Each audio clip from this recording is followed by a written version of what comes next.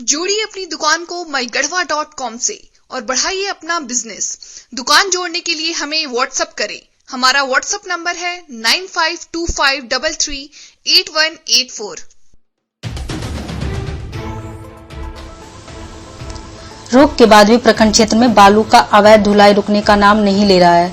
पिछले 2 महीनों से बालू की अवैध ढुलाई क्षेत्रों तक में जोरों पर हो रही है।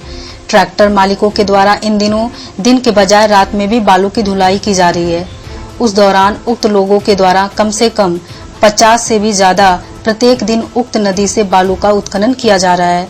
यहाँ तक कि जगह जगह बालू का भंडारण कर उसे मनमाने दर पर भी उनके द्वारा बेचने का काम किया जा रहा है, जिसका प्रतिकूल प्रभाव सीधे तौर पर पीएम आवास के साथ साथ शौचालय के लाभुकों पर पड़ रहा है, जबकि स्थानीय पुलिस प्रशासन आज तक इससे बेखबर बना हुआ है।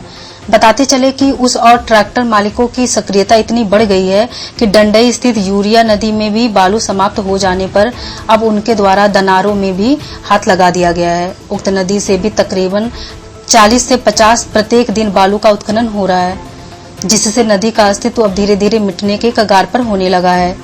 दनारो नदी से बालू का अवैध खनन होना शुरू कर दिया गया है। वहीं उसके तट पर विभिन्न तरह के किसानी का काम कर रहे लोगों के बीच खेती को लेकर संशय बनना शुरू हो गया है। लोगों का कहना है कि जिस नदी से आज तक बालू का उत्खनन नहीं हुआ था, उस नदी में भी अब बालू का उत्खनन को लेकर लोगों के द्वारा हाथ लगा दिया गया है।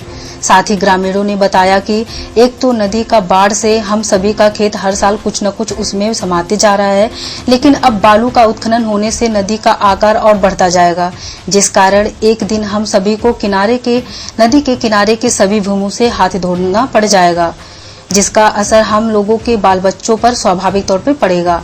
वहीं ग्रामीणों ने कहा है कि इस महंगाई के दौर में खेत की उपज के बिना सभी तरह की सामग्रियों को खरीदकर खाना बड़ी मुश्किल है। जीविकापार्जन के साधन में खेती बाड़ी का उपजा पैदा होना बहुत कारगर होता है।